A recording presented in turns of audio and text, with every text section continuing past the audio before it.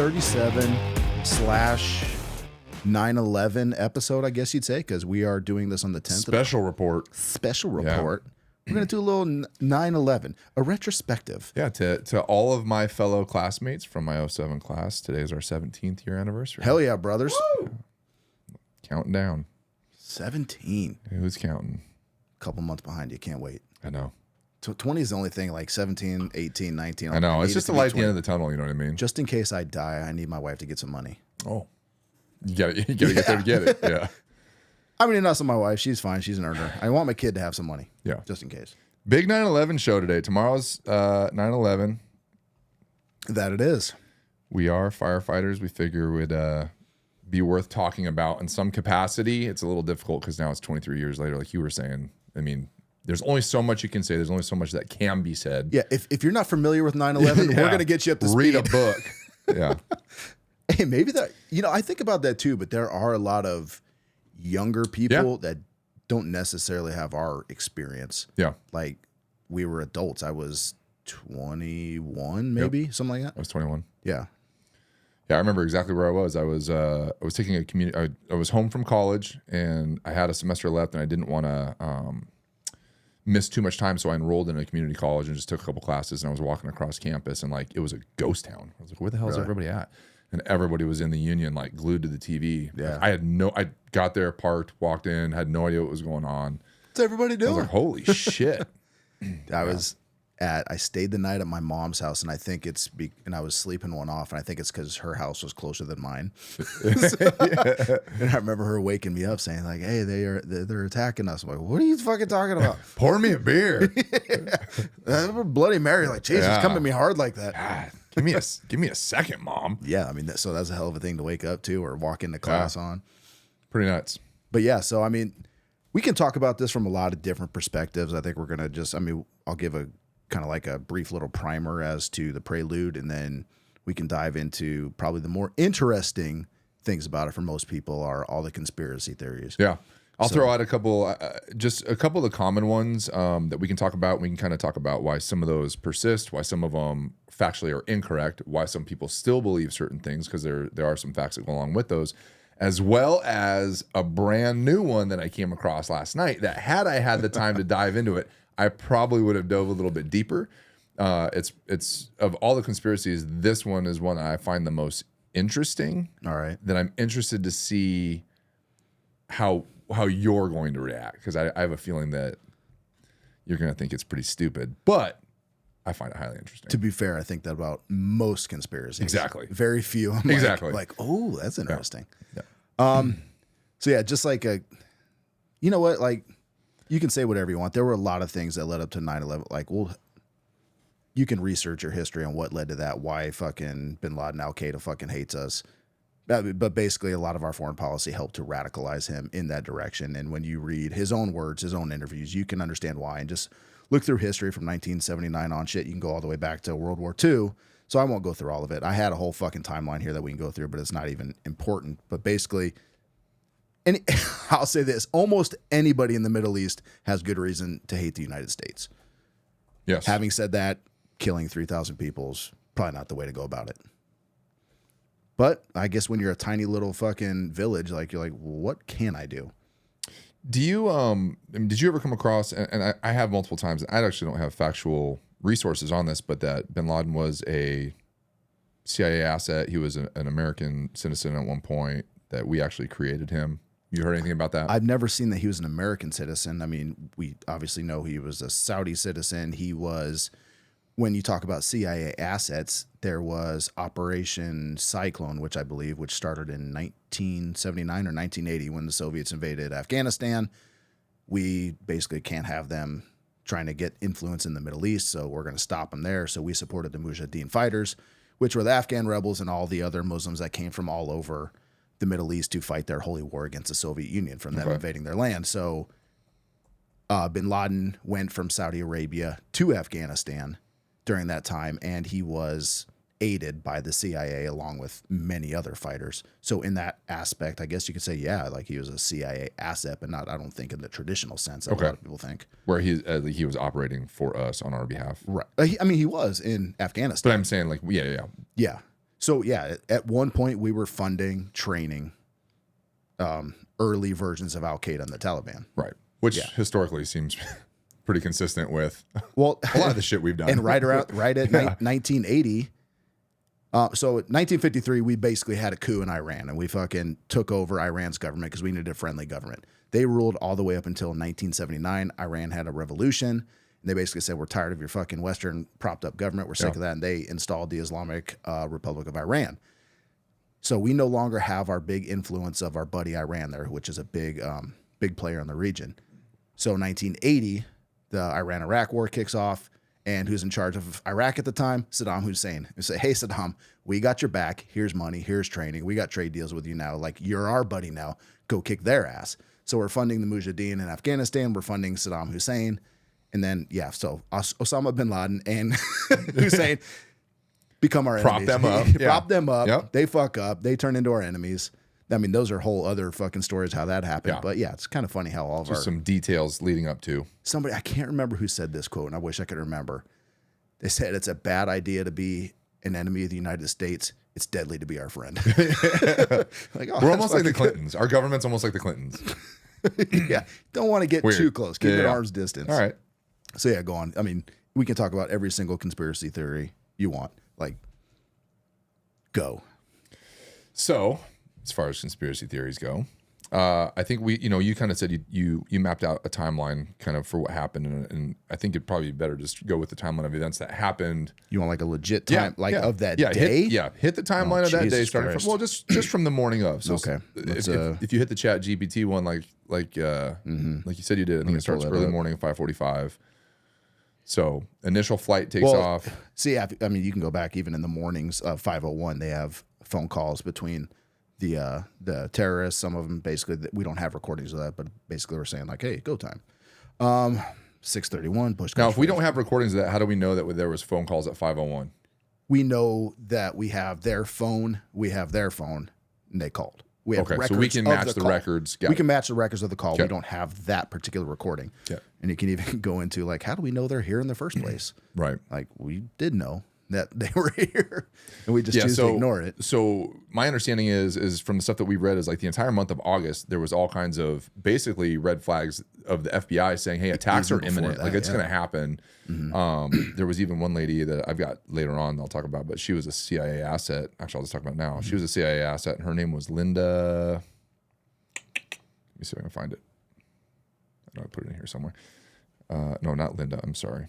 Anyway, Lindauer was her last name, and I can't find the deal, but she was a CIA asset, Susan Lindauer, and so she was on giving an interview, and she was quoted as saying video cameras caught trucks arriving at the World Trade Center from about August 23rd until September 2nd or September 3rd, and the trucks were arriving about 3 a.m.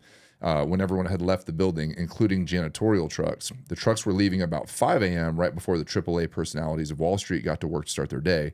Something was brought into that building that would help with the detonation. This is what she was saying. And again, this is probably, people thought that this was part of the conspiracy going to the controlled demolition portion, which we can get into because of this interview.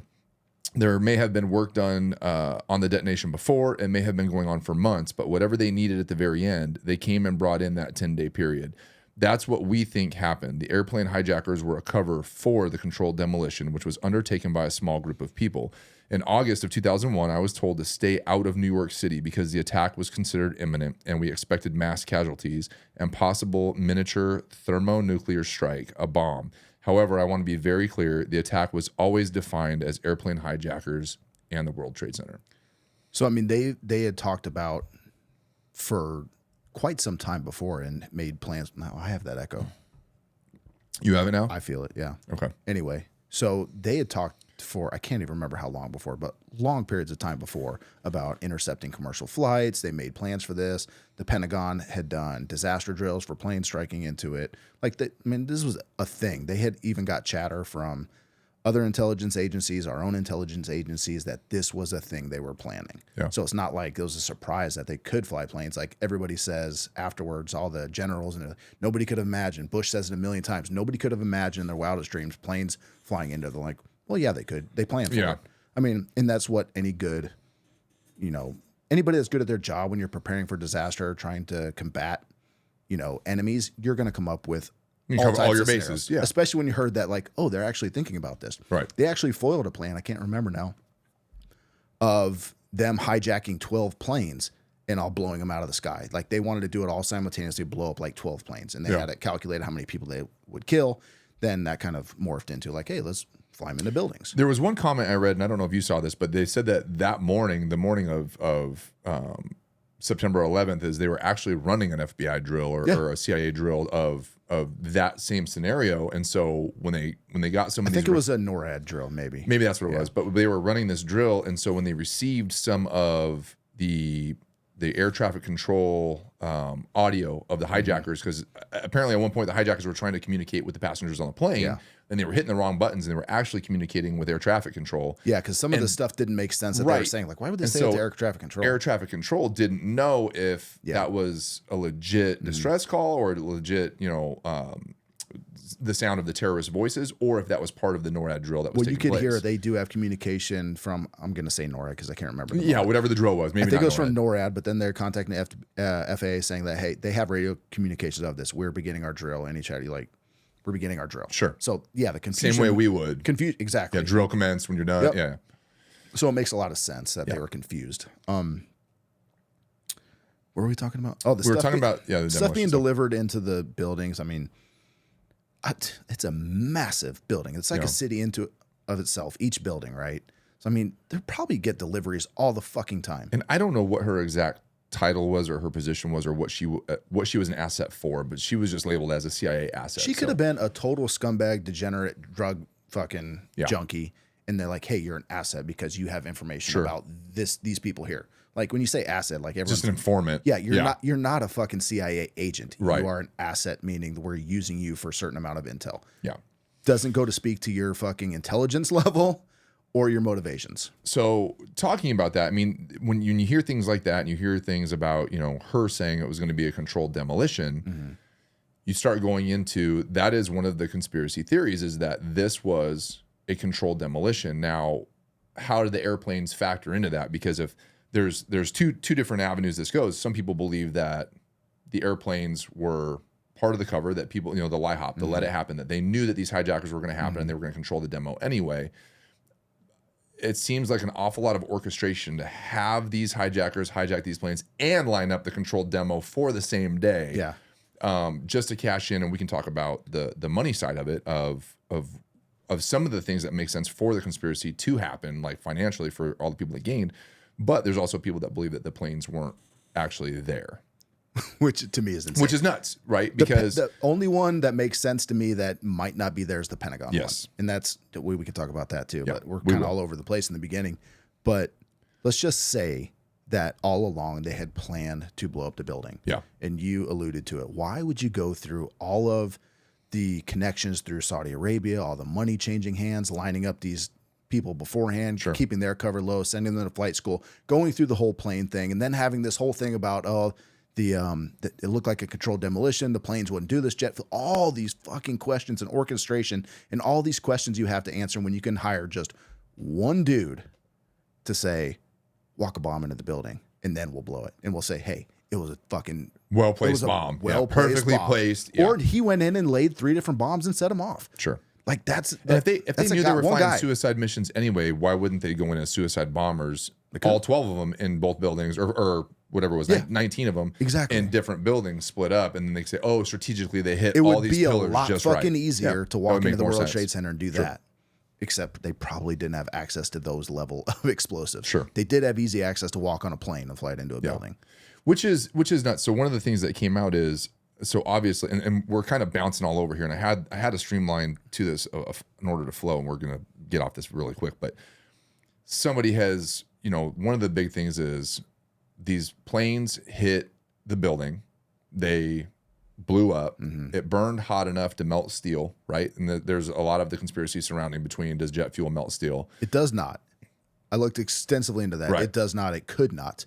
But it can weaken it incredibly at temperatures well below melting. Yeah. Sure. So the passport that was found of one of the hijackers. So this guy had this passport on him. He was in the plane. He hit the building. The whole thing turned into a ball of fire. Again, hot enough to weaken or melt steel. Yeah. Yet this passport stayed intact and still readable on the ground away from the crash. It seems completely improbable to me that that could have happened. However, can you say it couldn't? No, because it's not like the only thing they found from passengers throughout all the rubble. I mean, they found other luggage. They found comb too. Like, they found a bunch of stuff. Sure. So does it seem improbable? Yeah, probably, but not impossible. And also they found other people's shit. So one of the questions asked, and this was interesting to me as far as the passport goes, was, let me find it. And I could also see them planting a passport even though they didn't need to. And that makes sense, right? And that's what a lot of people think is how did that passport survive that explosion if they knew who they were? How did they not know who they were? Odds are they probably knew who it was before. That gives the story more credibility. Hey, look what we found. Yeah.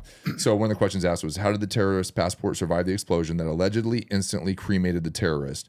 It generated enough heat to melt steel and end up lying on the ground blocks away. Why did the 19 Muslim men even need passports back then for domestic flights? It's probably one of their first forms of IDs. Okay.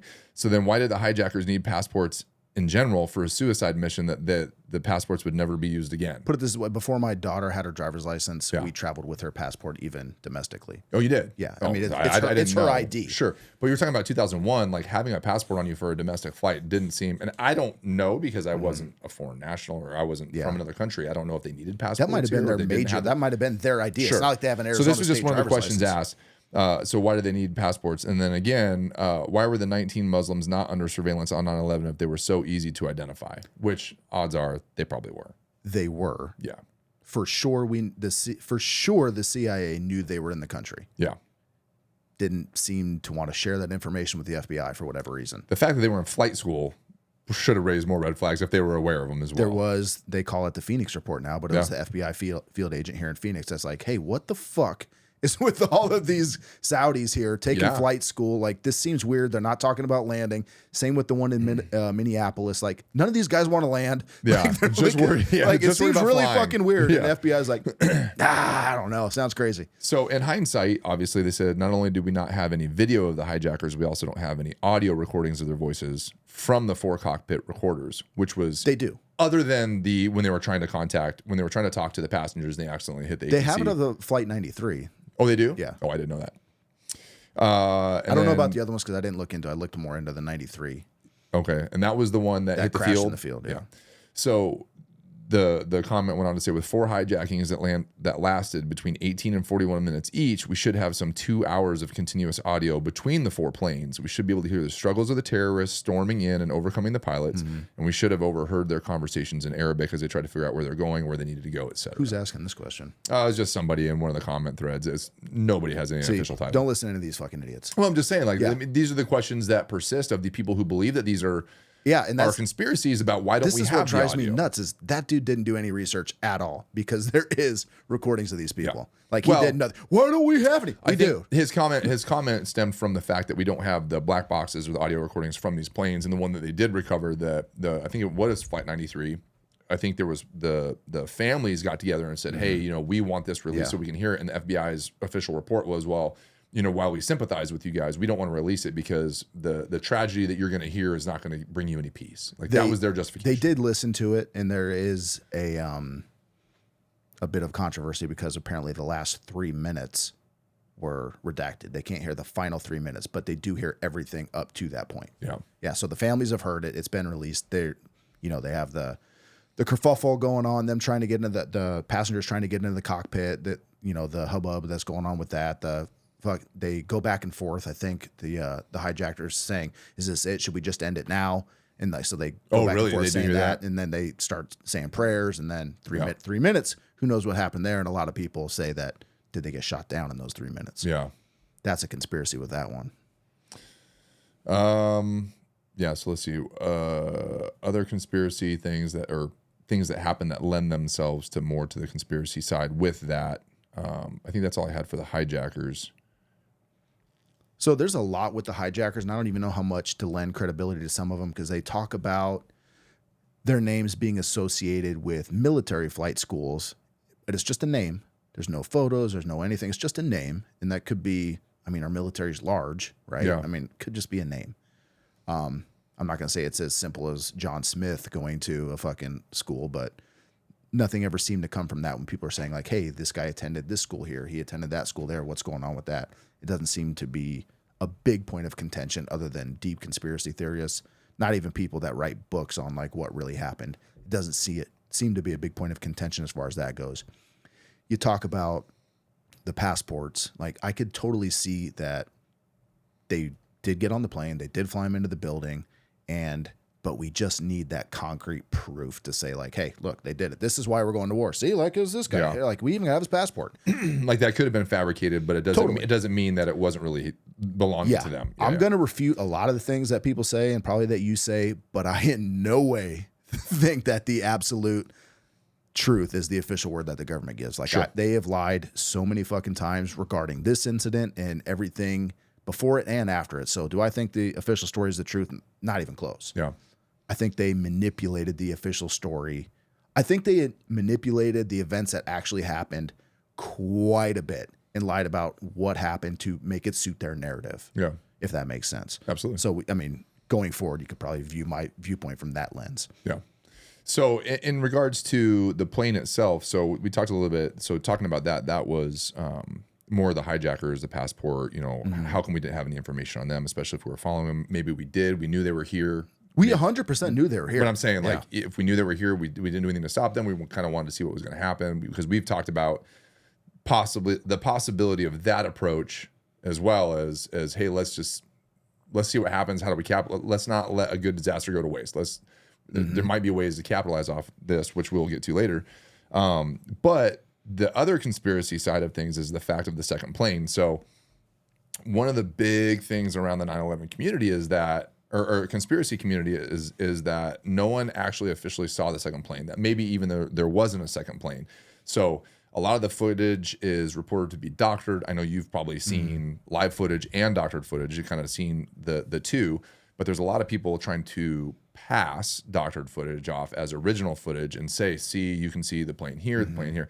Some of the things that factually do make sense as to why the second plane possibly couldn't have been there is when you watch the second plane hit the building, it travels pretty far into a concrete and steel building, and you don't see the wings break off when they hit. You don't see anything. You know, some of the video shows the backside of the building and the nose cone punches through and it looks to be intact. And those nose cones are hollow. The planes, you know, that portion of the plane is made out of aluminum. There's other videos. There was one that was a side-by-side that I didn't link, but it was like the NBA team's plane that was flying and they hit a bird and the nose cone's completely caved in. Yet in this video, you see this plane fly all the way through this concrete and steel building. Yeah. On the backside, the nose cone pops out. So people are saying, hey, there's no way physically that's possible for an aluminum plane to be able to do that and not break off. And so that's part of where that conspiracy kind of lies too. So Adam, I had a video of that and everybody's seen it. Let me see which one it is. So if you hit, I think it's B3 is a picture. Did that one not link?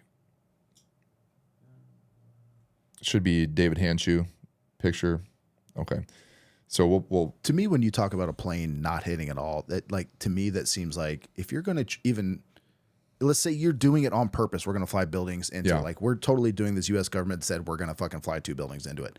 Why would you not do the second plane? Yeah. Why would you just not do the second plane? Well, the thing is the reports are obviously the plane was hijacked. We know that, but the reports from people who were there again in the heat of the moment, you know, you don't necessarily see or hear the first plane because you're not expecting it. But as you're watching, you see the other explosion. Everyone's eyes were glued on that building. But more people, I shouldn't say more. The witnesses that they have in these videos are saying like, no, it was a bomb. It went off. There was no plane. We didn't see a plane. We didn't see a plane. So if you look from the sky view of the helicopter that's up there, you don't see it hit because it's on the opposite side of the building. So check this out. So I have that, and this was what I thought was really interesting. So Adam, there's the real-time footage from the news chopper. I don't have a number on that one. Because after that first plane hit, everybody that's watching news and even in the city is glued to those buildings. Is it plane hit South Tower? Is that the one you want me to play? I don't know. Pull it up. No, because it should be chopper footage. It should be the first. I didn't get a title on 3 of them or a number on 3 of them. Supposedly the only one real-time footage from a news chopper, Good Day New York. Maybe I didn't link it. But anyway, so it shows the news footage from the chopper, and you see the smoke from the first building, and the person who's posting it is saying, look, there is no plane here. All of a sudden you see an explosion. But if you look at the video, and this and hundreds of thousands, if not more, of people agree with this, the fact that there is no plane. But I watched it, and I could see a small plane in the background of the smoke, and it kind of disappears in the smoke, and then it kind of pops in again, and then it disappears, and then you can see like the flight path, and all of a sudden the building blows up, and I'm like, I could see it. Yeah. I mean, I can't tell you definitively that's a plane. Think about from the blur of it, eyewitness testimony. It looks. If they go the same thing with the Pentagon, there's so many people like, I did not see a plane, and then there's a guy that was driving a fucking cab. He's like, yeah, it fucking flew right over me. It fucking clipped the lights, and you could see all the fucking lights on the freeway or the overpass clip down and then hit the Pentagon. But you got to admit, the Pentagon thing's weird. I'll admit the Pentagon thing's weird in the fact that they will not release any video. All the surveillance, all the security cameras that they have there's only one, I think, that leaked out, and it shows a blur. They didn't leak it out. They gave it to them. Well, but it's such a blur that you can't really tell what it is. And it looks too small to be an actual plane. They gave them like 4. Well, let's think about this too. They're back in that day, CCTV. Sure. So it's not like it's capturing 120 frames per second. It's something traveling however many 100 miles an hour, 200 miles an hour. It's going to be way over there, and then a second later it's going to be in the building. So you're going to see almost nothing when it comes to those videos. They gave like 4 cameras up. One was from like a Sitco that's only available to Pentagon employees. There's the one that's like in front of it. It's like that weird lawn view where you're looking this way and it hits, and it's like you see a flash and then boom. Go laterally. So the video they give is shit.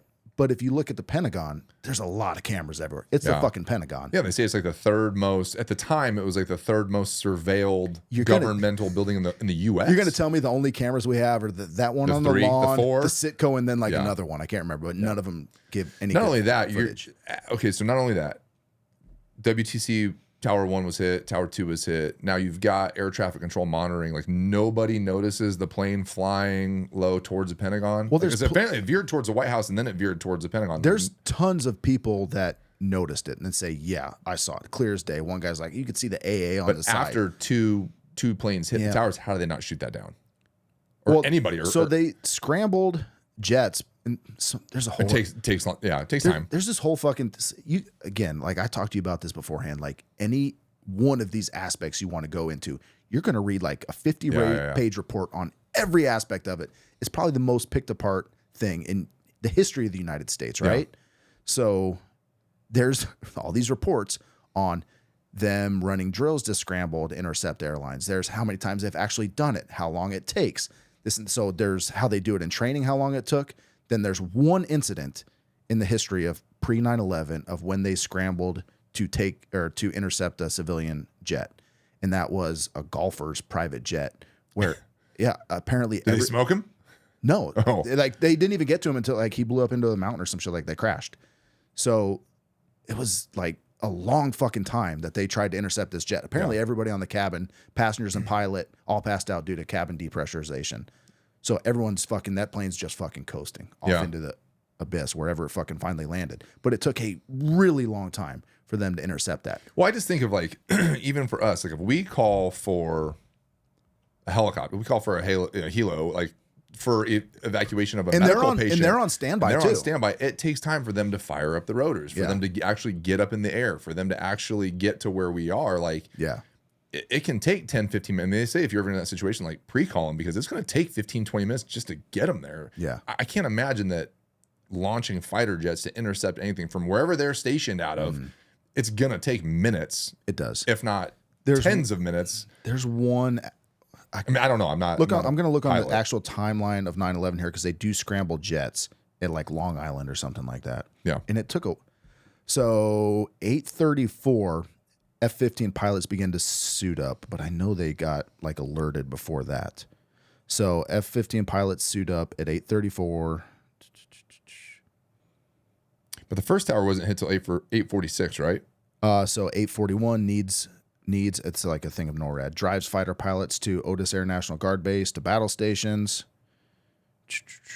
Go back through this. Yeah, because the notes that I have say that at 8:46, Flight 11 crashed into the North Tower, and then at 9:03, Flight 175 crashed into the South Tower. They knew it was hijacked before then. So they did. 8:50, needs is notified that a plane struck the World Trade Center. At 8:50 is when they were actually notified that, hey, it hit. Yeah.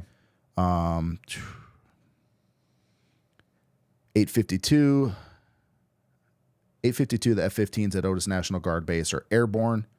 So from the time that they were suiting up, just close that timeline.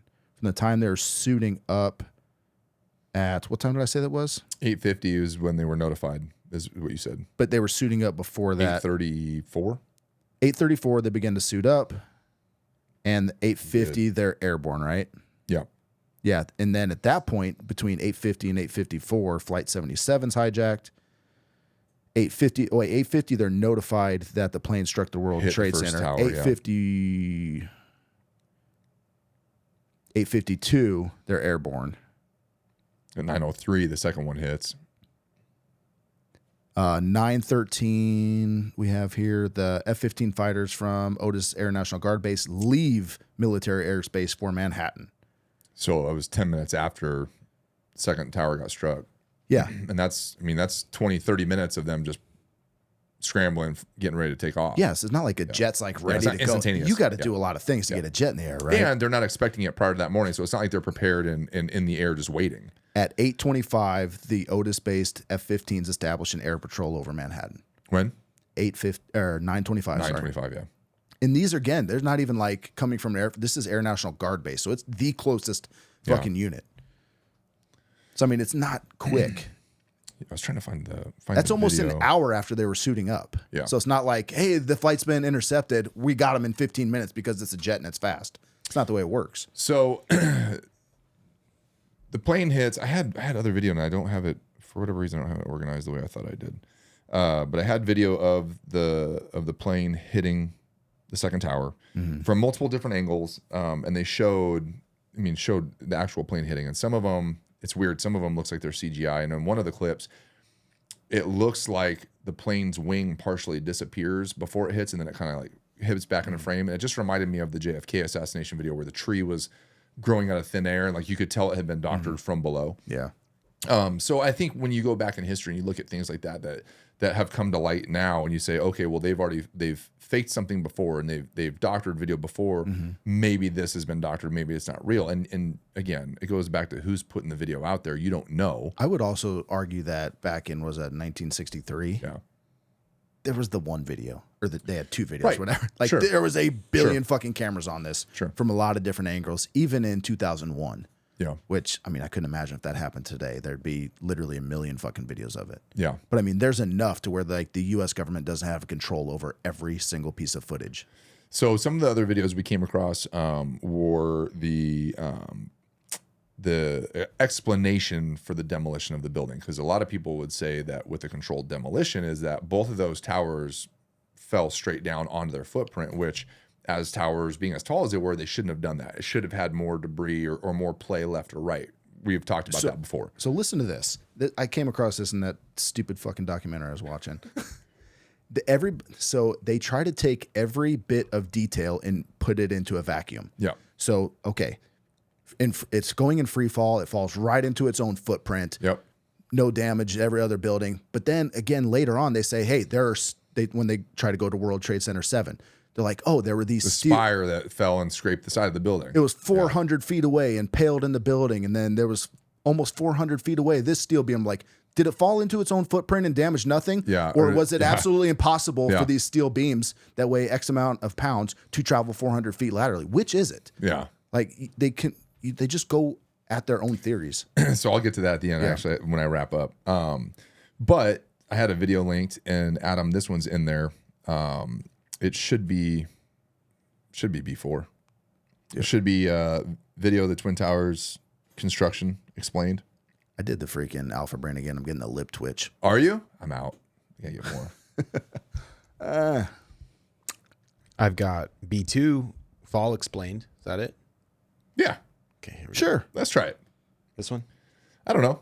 Ever wondered why the Twin Towers collapsed the way they did? Not As really, an I don't. archetype, I want to show you evidence through structural analysis. To grasp this, you first need to understand their construction. Traditional skyscrapers had a sturdy core and columns throughout the floor. What did he call Twin those? Towers had Columns. an innovative Columns. design. The columns Zesty extended columns. outwards to leave more space inside. So these green beams connected the facade to the core. After the impact, part of the structure was destroyed, but the loads found a redistribution. The tower stood firm. The real issue was the fire. The fuel weakened these green beams. This actually caused the facade to deform inwards. With the facade compromised, the upper floors exerted Facade. crushing pressure, starting a domino effect.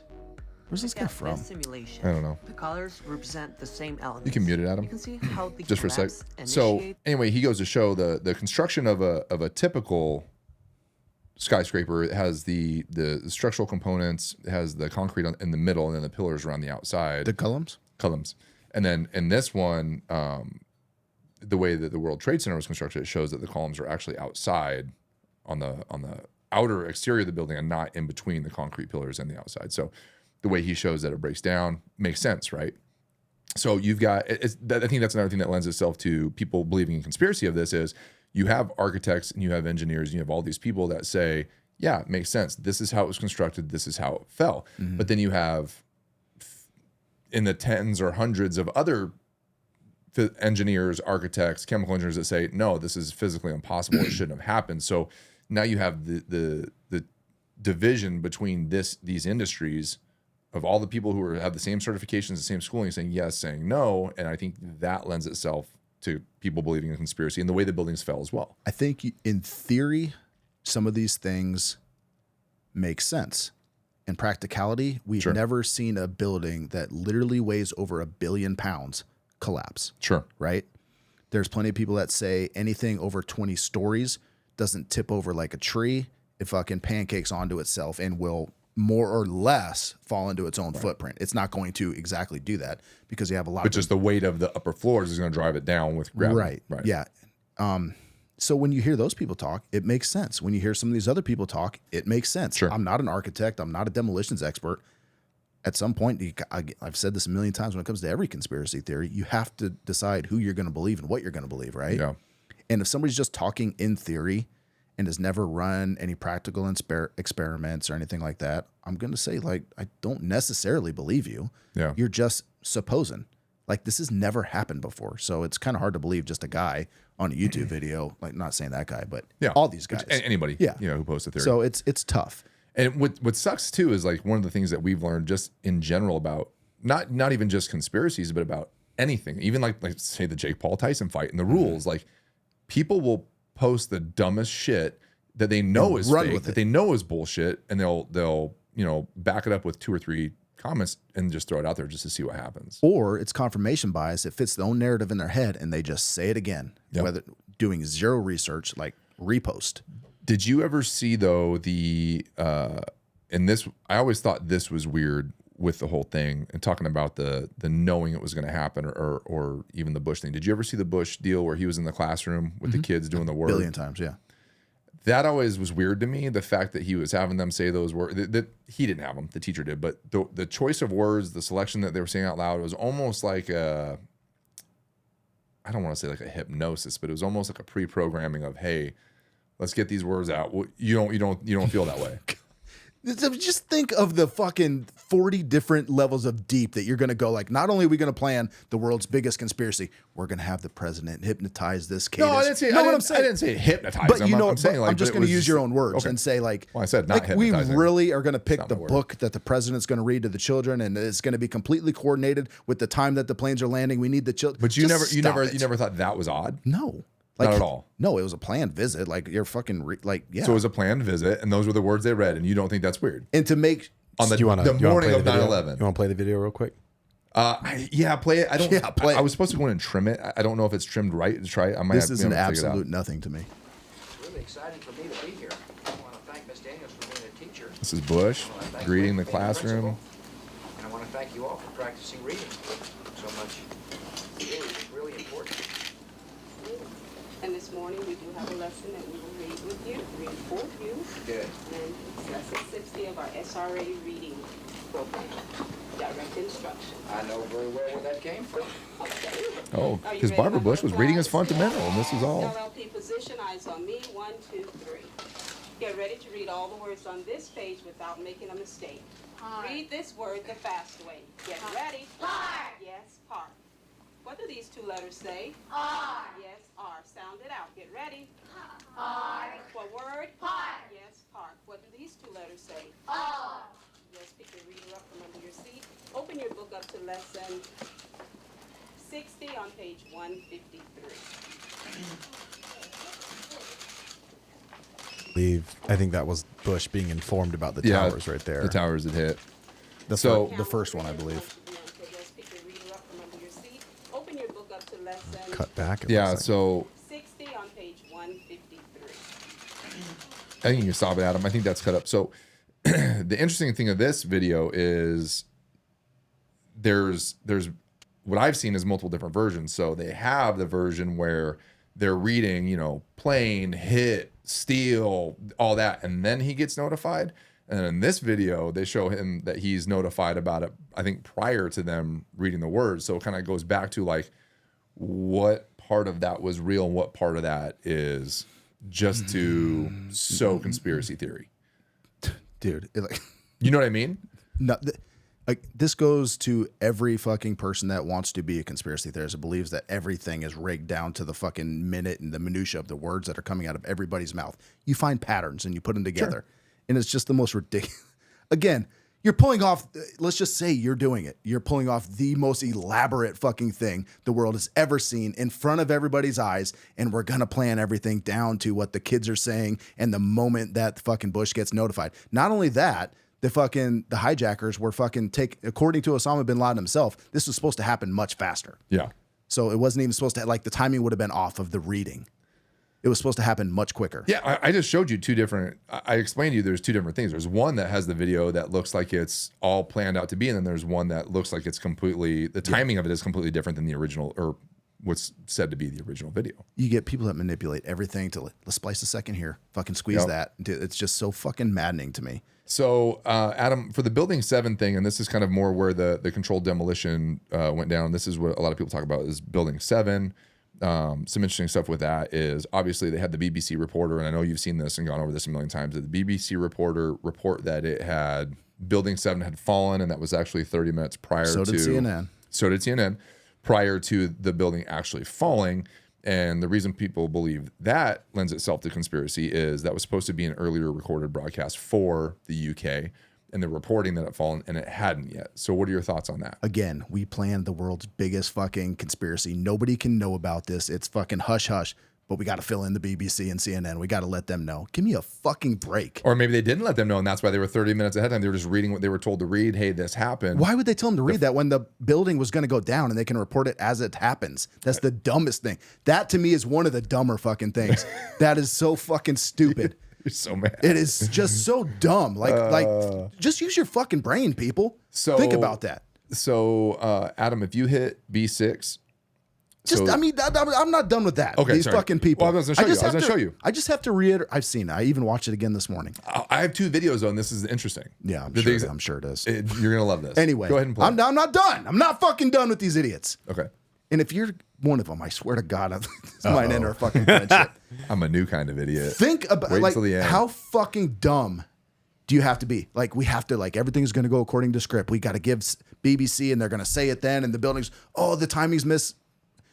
They could just easily report when the building goes down. They don't have to fucking fill in the BBC. Okay, and so CNN. if it's that easy to report it when the building goes down, why did they report it before it went down? There were lots of fucking reports saying that they were clearing out the area at the time, that they were creating the collapse zone. They had ordered everybody out because. So why imminent. would two news sources say that the building has fallen when it has not? If their job is to report it live and it's that fucking easy, why didn't they do it? Number one, do you think that the BBC knew exactly what World Trade Center 7 is? No. When they're looking in the Not at all. sky, they could see World Trade Center. Okay, so I no. don't. So it's not like they know what building is standing and what's collapsed, Sure. right? Other than 1 and 2, which is pretty So why easy. were they told to say that if it hadn't happened yet? Because there's misinformation happening. They're clearing everybody out because there is an imminent collapse. I can't remember the name of the fire chief. I don't even know what they call him in New York. It might have been a chief or a captain, lieutenant, whatever. Lieutenant. Who fucking knows? That was a terrible joke. All right. Yeah, he ordered everybody out, cleared. And even that goes to the thing where he says, we're going to pull it. And everyone attributes that to the owner saying, hey, we're going to pull it. We're going to blow the demolition of World Trade Center 7. That was that fire chief, I'll call him the chief, who said, we're going to pull it, meaning everybody's out of the area. We're done. It's going to collapse. Collapse is imminent. Sure. And that was around the same time where everybody started reporting that the collapse happened.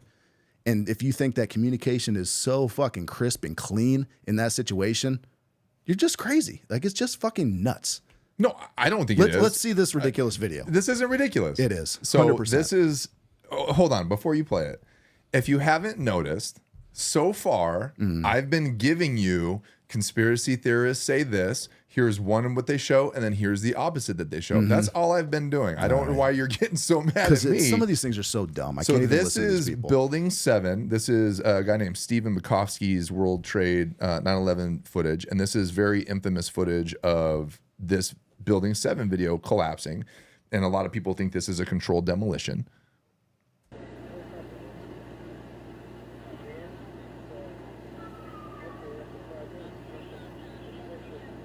And so you can see it starts with the penthouse, and I actually watched a pretty long deal on this. The penthouse actually starts to sag and rotate and turn in, and he catches it on this. And so the view that we're looking at on that front left, it looks like it twists or angles out, but it actually turns in because we're seeing the footage, and you see it drop. Okay, straight down. So Adam, if you'll play now. If you'll play, let me see what number it is. Stand by. B10. It's the same footage. Is this the opposite side? Opposite side. I don't know that it is the opposite side.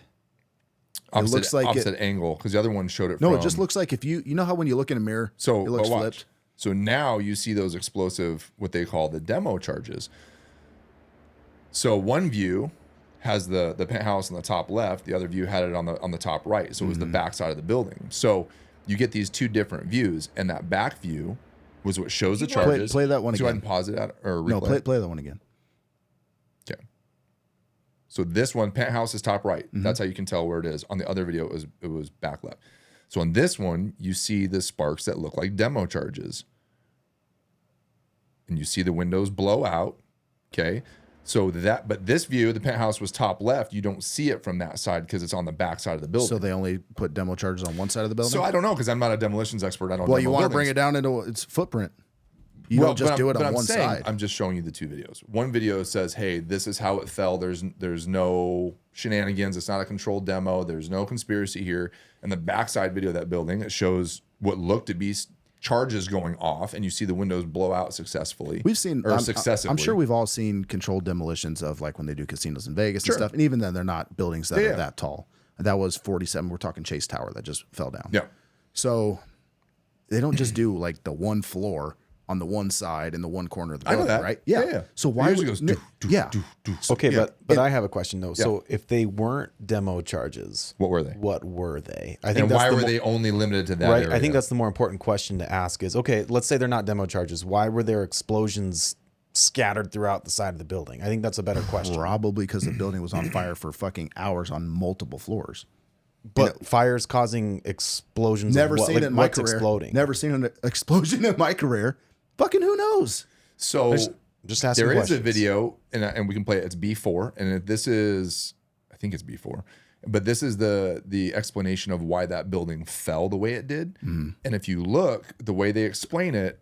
Don't play it because I got to say something before that, but go ahead. Yeah, so the way they explain it is there is a substation, an electrical substation that building was built upon. And so what happens is they had to do these lateral like support trusses above the substructure, and those came out and went down 90, and then the supporting beams to build that up were added. But that penthouse was an electrical housing area for like the cooling units or whatever that was added after the fact. So what's interesting about those charges going off, or those explosions, whatever they are, if you look the way they explain the way this was built, there's only certain interior beams that are actually supporting that entire upper structure. The rest of it just goes down and shifts out laterally. And so it almost is consistent with what this next video shows, the way the actual construction is and the support beams are of where those internal structures would be. Okay, so let me finish the point I was saying. We've all seen the controlled demos on all these buildings. How do they go? They're everywhere, right?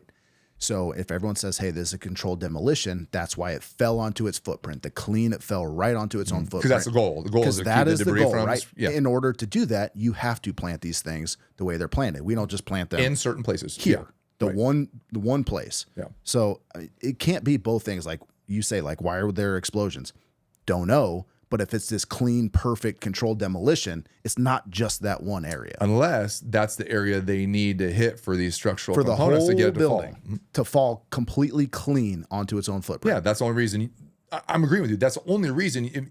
If they set them there and that's the only place that blew up, it would make sense that if they did that, because that's the only place structurally supporting that entire building, correct? But if it was a controlled demo. But part of the reason they do demo. the controlled demo is so so we have almost that pancaking. Right. So it comes down. Right. But that's why they do it on every fucking area, not just Unless there's one. no support columns on that side, they're only on the other side, correct? I'm agreeing with you. I don't think you are. The only reason that they wouldn't put them on that left side is there's nothing supporting there that they need to blow to get the whole thing to drop. Because the goal is to get it to drop together. But you want to reduce, at least from what I've read. Again, I am not a fucking demo expert. Yeah. I only read. I'm not either. I read from a couple demo experts. You do that to reduce resistance in every fucking corner. Right. Not just the one part We're that saying has this- structural. You do it in every area to reduce. I'm going to build a house. I'm going to support that house with 3 beams right here. Now I'm going to get the whole house to fall. Why would I set a demo charge over here where there's nothing? Why wouldn't I just blow these up so the whole thing can go? Right. You need the whole thing. But if this is the only thing holding it up is on this end of the house, why would I blow up something over here? Because then the house, okay, so if you want it to cleanly come down, Yeah. you don't just blow up here, which is supporting, because then it's going to It fucking. didn't. There was a row of charges here and then one separate one that went over All here. I'm saying is not as clean as everybody thinks. You're not agreeing with me. I am. You're not. I am. You're not. You're saying in order to get the whole thing to fall completely, demo charges need to be spread out across Evenly, yeah. evenly in places. But if that's a void space, you can't set a demo charge there, but you need to have it on the external brace of the wall to be able to blow the wall out and blow these structures. Play so your they fall. video. I don't think you're agreeing with me. I'm at agreeing all. with you. You want the next one? Yeah, Play I think it's whatever was B4. going to happen. On the evening of September 11th, Oh, 2001. this isn't it. It should be called proof. Yeah. Okay, yeah. After the world witnessed the tragic collapse of the World Trade Centers, a nearby building mysteriously collapsed. This is World Trade 7. WTC 7. How did this almost perfect-looking building collapse? The key to this mystery lies in this video footage. So Did that's you the side notice without the sharp V-shaped the explosions. dent at the top of the building well before the main collapse? This was the penthouse of WTC 7. Exactly below this dent, you'll be able to observe the 3 main columns of the building. You can conclude that this dent happened simply because these 3 columns collapsed. The WTC 7 also had a perimeter tube design. 24 central core columns carried the main weight of the building. The core and perimeter tubes were connected using many horizontal girders. Unlike the So other buildings, That the middle to WTC right is 7 where all the had a structural supports, penthouse, majority of the which structural carried supports heavy were. cooling equipment. Let's simplify the geometry of the girders for an easier to understand visual. You can see the penthouse of the building was structurally supported by the core columns. Here comes another twist. All 24 of these core columns do not extend all the way to the ground directly like this. When construction of the WTC-7 began, there was already an electrical substation on the site. Although the authorities didn't want to demolish this building, the location of the substation Can you was speed that up at all, interfering Adam, or with you got to some play it the core way it columns. is? You jump. Yeah, so you can see the transfer trusses there. They come out laterally. This was already burning. That's where, and to what you talked about controlled demo versus non-controlled demo, right? So they said that big gash in the side right there was from the spire on one of the World Trade buildings as it fell, and that spire drug all the way down, which is why it has that huge gash in it. So, oh yeah, don't worry about that guy.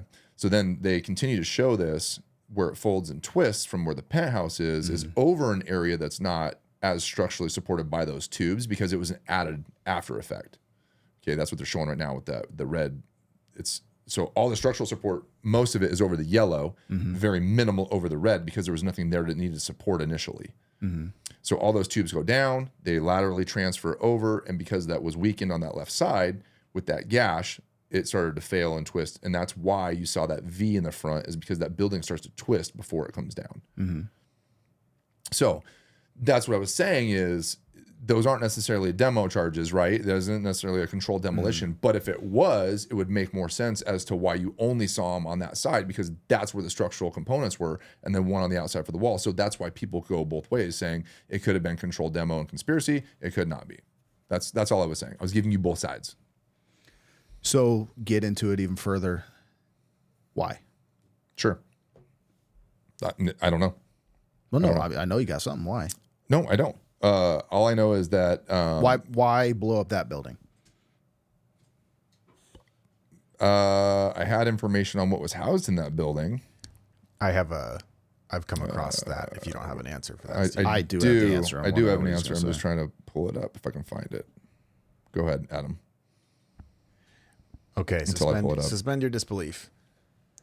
I have heard that the theory I've come across is World Trade Center 7 was where the whole plan was orchestrated from.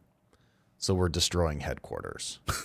Okay, That's what I've come across. That's pretty crazy. Because to be fair, World Trade Center 7 had view of every other building so it was kind of like the head. We can see everything. We can kind of, okay, that's going to come from here. We're going to have a plane come in. Like it's not what I'm saying. It's what I've come across. Yeah, I've come across part of that too, along with other sensitive documents that were housed in there.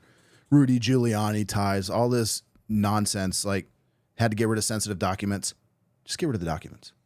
Like they do with everything else. They just get rid of Just lose shit. it. Or if somebody asks to see them, I don't know what you're talking about. Those documents don't exist. Why do I have to demo an entire building? Just get rid of the shit like you always do. So Adam, if you hit B7, so we talked about this, Johnny. This is building 7 still. And so this is saying that when it's measured against free fall time, the original live video of the upper floors, it takes 5.4 seconds for it to hit the ground.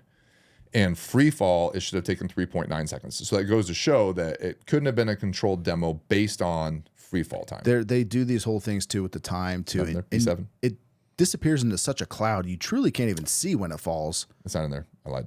And then they do say like parts of it go into free fall. Like this part has resistance, so it falls at like 60% of free fall.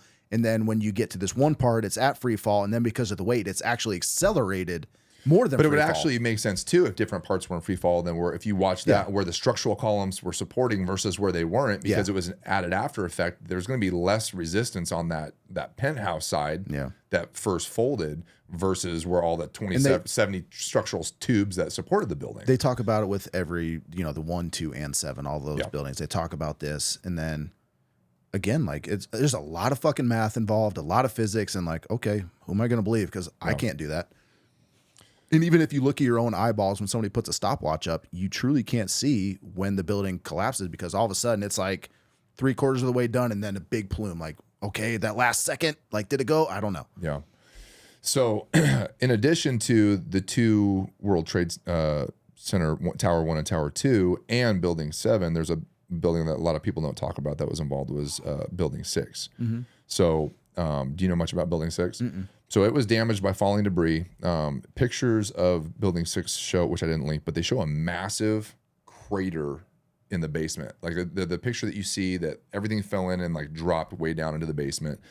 CNN video shows explosions and smoke coming up from Building 6 before both towers fell. And I couldn't link a good portion of the video, but they show Tower 1 and Tower 2. Smoke coming, they've both been hit, and then all of a sudden at ground level they show smoke come up. And I don't know if it's real or if somebody doctored it or whatnot, but the theory for the conspiracy side is that Building 6 actually blew up prematurely, that it was all supposed to be blown up together. So the tenants of Building 6 were the IRS Inspection Service, U.S. Customs Office, Department of Commerce, Bureau of ATF, U.S. Department of Agriculture, U.S. Department of Labor, Peace Corps, Export-Import Bank of the U.S., East Coast Building Services, and the El Dorado Task Force. And the reason the El Dorado Task Force is the big deal is for the conspiracy side of things.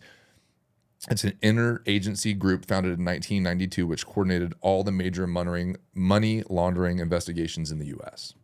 Okay. And so everyone was like, oh, it's weird that that was destroyed when all the money laundering investigations in the U.S. were housed there, all the documents are housed there. The side of the Pentagon that was hit had to deal with the financial record keeping and where did that, was it 1 trillion or whatever dollars disappeared? Like 1.3 trillion. They couldn't figure out the accounting for it because the Scud missile, if you believe it was a missile, the airplane, if you believe it was an airplane, blew into that part of the Pentagon.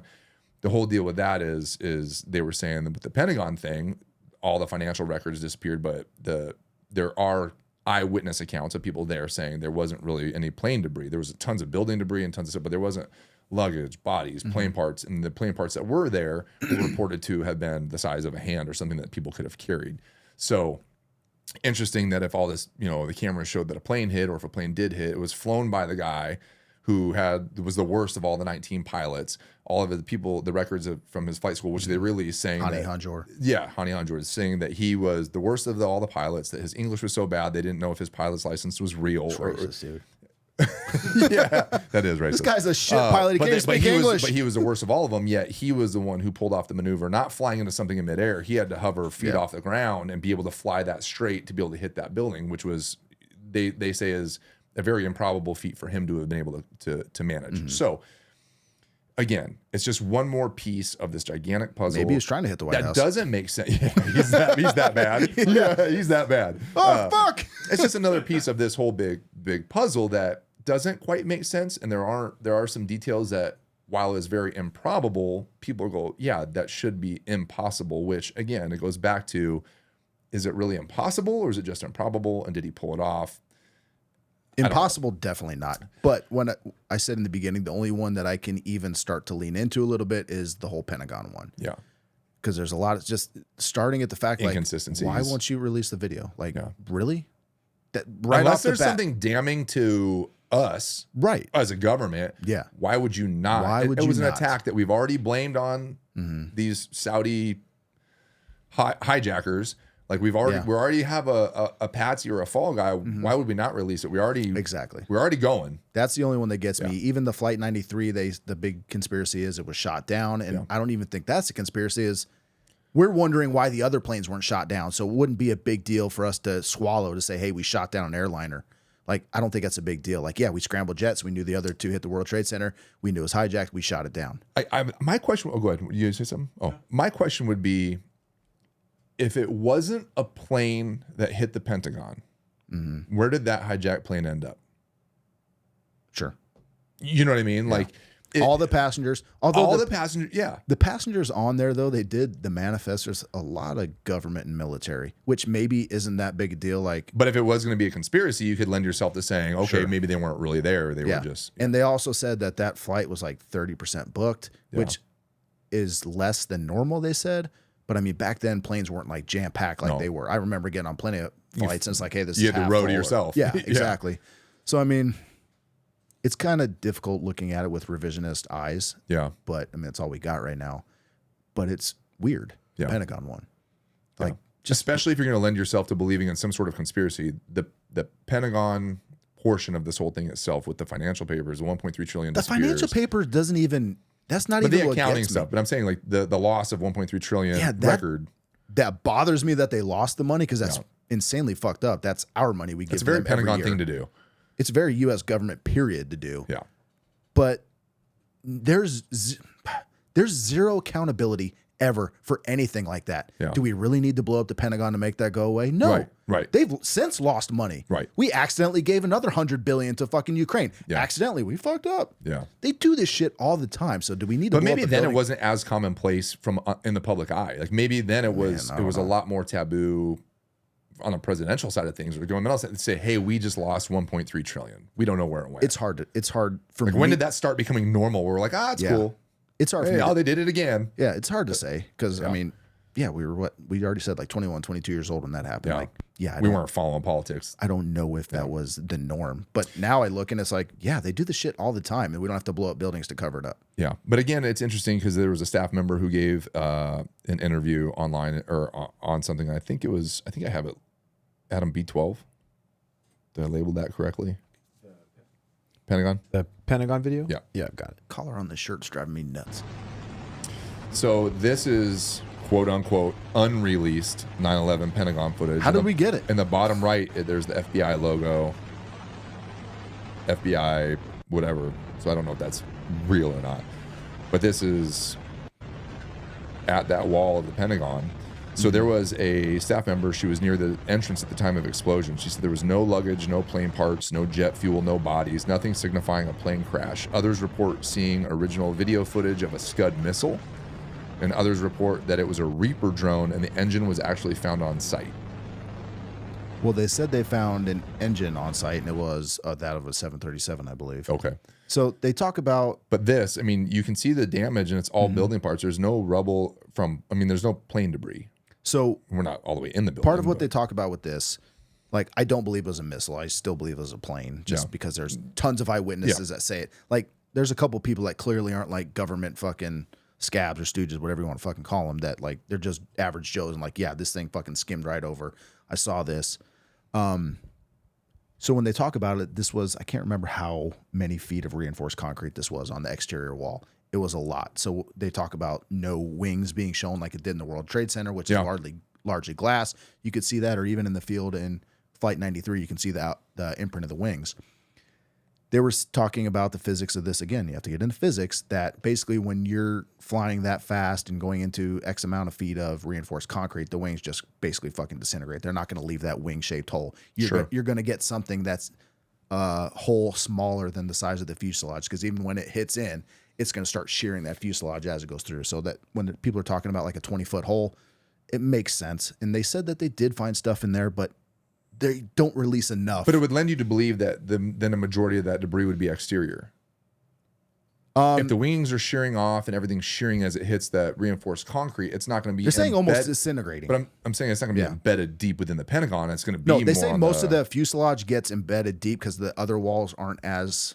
I'm trying to picture it in my head right now. structurally. It's not as structurally sound as that, so it does get like when you get more of the fire more deeply embedded in the building. But the problem is they just don't release enough evidence when it comes to that crash. And why? Do you think that's what lends itself more to conspiracy theories? Do you think it's the information that doesn't line up, or do you think it's the lack of information that gets released so everybody's imagination runs wild? They see things and they pick it apart. Both. I think we are kind of pre-programmed for the most part not to trust the government, and for good reason. Yeah. And then when the second you don't release information, that gets everybody's wheels spinning, including my own. Like, why? Why are you not releasing that? Like, especially when it comes to the World Trade Center, we have video. We know what happened. We have flight. We have everything. So if it's so cut and dry as a plane flew into the Pentagon, and that's that, why don't we have more evidence? Why will you not share that with us? Yeah. Why won't you share the last 3 minutes of the hijack 93? Well, why? Yeah, we've talked before about certain things that are held by the government or redacted information wise. Like, it doesn't necessarily mean that there's a conspiracy. It doesn't necessarily mean, maybe it's sensitive material that they don't want out just yet. That's probably part of it initially, but I mean, here we are 21 years later. Yeah. Or 23 years later, and some of the stuff's still not out. Yeah. Like, what did you do? What are you covering up?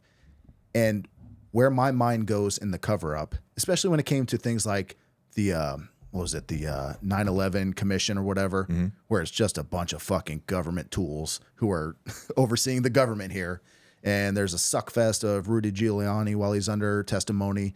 And then they come out with just their fucking basic story of what happened. But they show the money that went into that investigation, the time that went into the investigation. More money and time was spent investigating Clinton getting his dick sucked in the White House than there was 9/11, which is fucking insane. It's wild.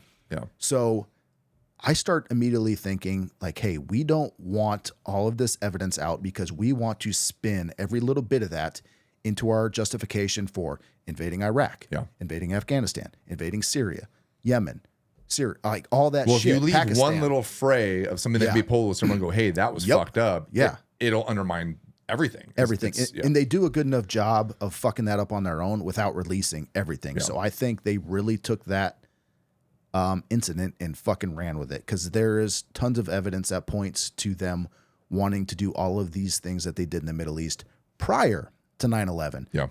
And they just needed a reason. They got their reason. So the last little bit I wanted to talk about on this is just kind of the aftermath. How long have we been going? We're at an hour 10. Oh, Jesus Christ. So I got about 10, 15 more minutes. So obviously these attacks resulted in, all the deaths, us starting our global policies, the war on terror, Afghanistan, Iraq, the whole deal. I didn't remember this until I read this, but there was 3 anthrax letters mailed with notes suggesting that they were from Muslims shortly after this. And the notes that said like death to America, Allah is great, all that stuff. And then they were found that the anthrax was found to have come from a U.S. military lab. So even though that's not surprising in and of itself. No, but it's all just kind of piggybacking on to everything that we've got going, right? Everybody's in a stir. Everybody's upset. I would say, I was thinking about this morning. So I would say that 9/11, for the first time in a long time as a country, everybody was united. Unless you were Muslim or from the Middle East and you were living here. That was your ass. And then you were in a very real state of terror. And I think a lot of times people forget that. Or if you were here in Phoenix and you were Hindu. Yes. Yeah. You weren't even. You got murdered. Yes. I think that, everybody talks about like this great rallying point. And I think it's very easy if you aren't Middle Eastern in some capacity to forget like what a tragic nightmare it was for everybody that was living here. And even for the next 23 years of what it's been like having to live through that. It's easy to forget that because that's not us. Yeah. But also financially. So, all the things that came with that. So Marvin Bush's little brother, George Bush's little brother, was the head of security for the World Trade Center, but he also had, where is it? He's also the director of their casualty insurance company called Houston Casualty Company. And that company terminated their insurance for the World Trade Center right before 9/11. There was the Zim They terminated their insurance? Yep. Oh. So the Zim Israeli shipping company, they were on the 16th and 17th floor of the North Tower, and they abruptly broke their lease right before 9/11 happened, paying a $50,000 penalty to get out of there. Larry Silverstein, the infamous, he ate lunch there every day, and for that day, whatever reason, he didn't. Almost people think that he talking knew about 7? Yeah, because at 7 they signed a lease. Well, yeah, they signed the lease in July. So so he owned Building 7, and then he came in. We didn't own it. They signed a 99-year lease. 99-year lease, but then he got a chance to buy the 3. It was what's it called? Not evaluated. What's the word I'm trying to think of? Appraised. So it appraised at like $3.5 billion for the World Trade Center. And he only had to put a $15 million down payment on that, which is a 0.01%. And when you own the banks. Yeah. So, and that was in July of 2001. And he took out, and we talked about this, he took out maximum insurance terrorist coverage just weeks before the event. So apparently, I'll just touch on that. That wasn't commonplace. Right. But after the first attacks it had in been 93. attacked before, right. Yeah, they're like, hey, it's just smart. Might as well get insurance. But if you want to go even deeper, like, did the Israelis know? Yeah, they knew, and they fucking warned us. Yeah. Another massive intelligence failure on our part to where it lends us, did we let it happen? Because several countries warned us that, including Vladimir Putin, and warned us that this was happening. You and I talked about this yesterday very briefly with the dancing Israelis, and you were saying, like, that wasn't a thing. Like, they had nothing to do with anything. That was a thing. It's a thing, but nothing came of it. Yeah. And you kind of wonder why. Sent back to Israel. Yeah. Yeah. Which is why. I mean, weird that they were taking videos and they said, but again, like, hey, did you ever hear about the Israeli art students? Art students. So there was a group of Israeli art students that would go around to like the FBI buildings, all these governmental buildings. They would go in and basically try to say that they were Israeli art students or from Israel, trying to sell their artwork to them. And the conspiracy side of things, everybody believes that they were actually casing all the joints, trying to figure things out and see what was going on. Isn't there that video of someone on vacation in America and this is the White House and then this is, have you seen that one? They're walking through DC and, hey, I'm here in America and this is the Capitol building right here. And they're it's the guy from Saudi Arabia. I think you've seen it probably. Yeah. Yeah. So you said Israel. Yeah, like if you're gonna say that Mossad is casing places to get intel in the U.S., it's like, yeah, I fucking believe that. Yeah, I believe that the French would do it. I believe the Russians would do it. Everybody are doing it or have we done all it. do it to each other. So Absolutely. Is that possible? Fuck yeah, it is. Yeah. But nothing came of it, which was because we're not gonna bust our buddies. Sure. Like, yeah, we caught you spying. You They fuckers. You got and us. allegedly, they were there filming the attack. They were in place, ready to go before the towers happened, and they were celebrating it, caught by another video camera. Why would you celebrate it? I mean, if you had a hand in planning it or working it out, maybe. I know. I mean, damn, it was pretty complex and you pulled it off. I'd be like, We did it, yeah, dog. That's true. The reason with the dancing Israelis, my only theory on that is it plays well to Israelis' interests for the U.S. to be pissed off at any country in the Middle East besides them. Yeah. So they're like, fuck yeah. Like, they've been wanting us to do something about Iraq for a long time, which kind of plays into why we went there in the first place, possibly. So if you were a bunch of Israelis or even Mossad agents that had inside knowledge saying that, hey, it would be really nice if the U.S. fucking was pissed off at every country in the Middle East like that, and then you saw that happen, Buddy like, up. yeah, we did it. Woo! Even if you didn't do it, you'd Yeah. be pumped. You're like, Sure. Okay, they're gonna bomb. I mean, we did it like we succeeded I don't without care. doing anything. Yeah, I don't care if the Irish did that. I know they're gonna bomb some Arabs after this. I just know it. Yeah. So another part of the aftermath was obviously all the put options, which are options betting against certain stocks. Yeah. So there was a 600% increase just before the event in put options against United and American Airlines and 9/11 related insurance stocks, which that lends itself to being shady. But like you said, if we're getting tips from people, if we're getting notified for They might have had some weeks, if inside not knowledge, months prior to, all the way back to July, August, September, and like the one chick who said she was a CIA asset, saying that since August they were telling her stay out of the city, attacks were imminent. I believe in, like, it's kind of a known fact that, and there's been times that people have been busted for this, but big time financial traders do have certain inside government information. Sure. And if you got a guy in the FBI or the CIA that says, hey man, they've been talking about fucking attacking us with airplanes for about the last 3 years, dude, like, you might want to start doing something. And the timing being coincidence, maybe, I don't know, but maybe you could also read the writing on the wall if you have that contact. And the director of the CIA tells George Bush in his daily presidential brief just weeks before, Osama bin Laden attack on the U.S. is imminent. Yeah. This is happening. So if you might make some different stock selections. Yep. If you're Yeah. smart, absolutely Yeah. you are. And they do have those contacts. It's a proven fact they have. Whether those actual traders did or not, don't know. But that's not far-fetched at all.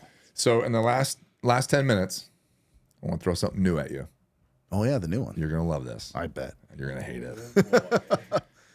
So if you're going to say the Jews did it, I already know they did. What if... Oh, sorry. Well, we can say that because you're here. So, yeah. All right. What if somebody said... I don't even know how to kick this off. There we go. What if somebody asked you how it was possible to clear all the rubble from World Trade Center in a day? Where did all the debris go? Well, it didn't happen in a day. Well, majority of it. If they could do a bulk of it in a day. So this is what they do with that debris.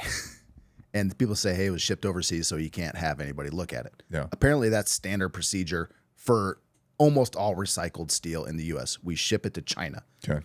Almost all of it. Wrong. China. Yeah. I was waiting for it. Hit the wrong button. So, yeah. And they said that timeline with when we shipped it absolutely fits what is normal. Sure. There was a ton of control over that debris. And everyone says that's a big red flag that people, like even people that are taking long lunch breaks, moving trucks, got fired. I get it. There's a massive investigation. They want every little bit of that debris. So I understand part of it, where it goes and why. What are you saying? Are you familiar with a lady named Dr. Judy Wood? Did you come across anything like that? I don't think so, no. So I came across this last night. I'm actually super bummed that I just came across it like 12 hours before the show because I would have done a deep dive in this. Pretty interesting. So in 2012, she was at the Breakthrough Energy Conference, and she gave a presentation on the events of 9/11. And her stance was, now, and don't get me wrong, she's got detractors. She's got people that say she's crazy and she's focusing on the wrong thing. But I thought her presentation was very neat. And anybody who is interested in 9/11 conspiracy, I would say, hey, check it out. It's pretty interesting. Well, like real quick, it took forever for them to get rid of that debris. It wasn't a day or even 2 days or even a week or a month. But there was a very large bulk of it that they were able to get rid of in a day. And I don't remember who was quoted as, there was an interview with it, but they're quoted as saying that it took 120 dump trucks. 120 dump trucks. They got all this stuff moved out, and they're moving along with the whole process. And she's like, 120 dump trucks, like that's nothing. So I would agree with that. this goes back to, we as a people, we like to ask questions, right? Especially in events like that. We have information. We don't have enough information. We start asking questions. And at the time, maybe not so now, at the time, we were very much a people of, if they gave us an answer, we went, oh, okay. So the buildings got hit by planes, hijackers, nothing to see here. Okay, that's the answer. Man, let's go to war. So in 2012, she started going back through and she started just playing some of the videos of the buildings. And when you watch these buildings fall,